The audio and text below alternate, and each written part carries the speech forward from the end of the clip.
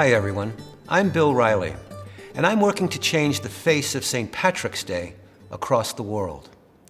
It's an adventure I deeply believe in. It's about addressing a problem that affects all of us. But I can't do this alone. I need your help. 2 years ago, on St. Patrick's Day in New York, I was standing outside of St. Patrick's Cathedral as the parade was going by up on Fifth Avenue. There were legions of great marching bands in full regalia, all proud, all Irish, all in step. And out of the corner of my eye, I noticed this kid, about 22, feeling absolutely no pain, with all of his friends, each of them with a can of beer in their hand. And this one kid had a t-shirt on that said, "St. Patrick's Day today, hungover tomorrow."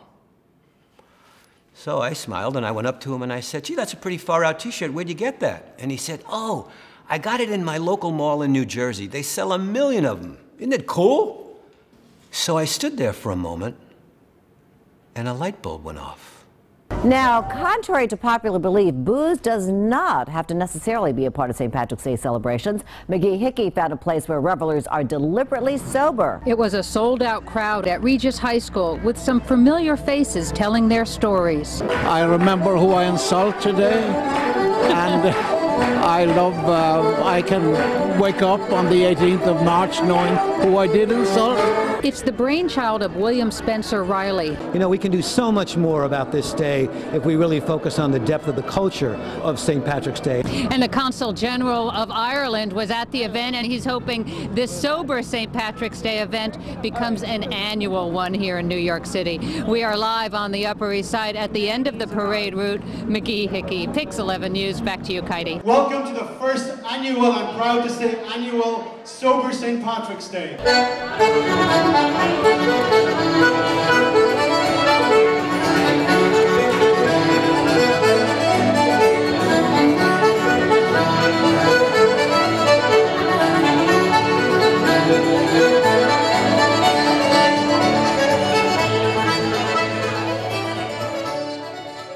That 22-year-old kid really stuck with me.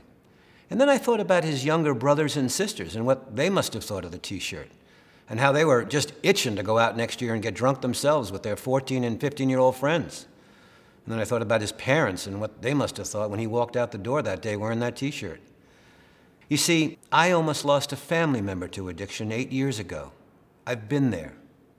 It's frightening.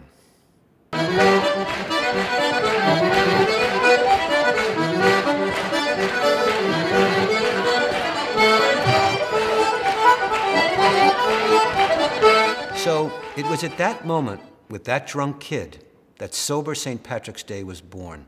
I immediately thought to myself, is this what this day is really all about? There's a little bunch of people here in New York who are attempting to change the horrible image of the drunken Irishman and the drunken Irishwoman on St. Patrick's Day. And so they are having a sober St. Patrick's Day party. So remember that if you want to support changing the image of the drunken Irishman. It's about time we change that image, isn't it? Well, I was looking for something that we could do with the kids that wasn't, crazy, and as soon as we heard about this, we got our tickets. This is what I've been looking for. Why can't we have a rip-roaring, alcohol-free, family-friendly event for people who stopped celebrating St. Patrick's Day? Or for people like you and me who are just sick and tired of being hijacked by the insanity? Or for the tens of thousands of people in recovery from addiction and their families? And please know, if you're not in recovery, we're not against having a drink on St. Patrick's Day. We're just against using St. Patrick's Day as an excuse to get drunk. As Hugh Carey once said, the Irish march up fifth and stagger down third. So last year in New York, we lit a match that has since turned into a bonfire. People have barraged us on our website. Check it out at soberstpatricksday.org. We now want to grow this idea beyond New York to cities both here and abroad. So it gives me great pleasure to introduce the Irish Minister for Social Protection, Joe Burton. I have been really impressed by this initiative of the Sober St. Patrick's Day. So well done to the people who've developed this idea, and I do hope it travels back home across the Atlantic to Ireland.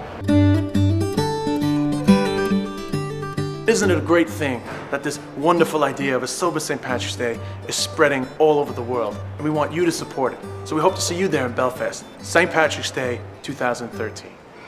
I hope you'll contribute to make this year's party in New York even bigger and better, or even more important, to help us with our year-round work to grow this initiative, perhaps to your city too.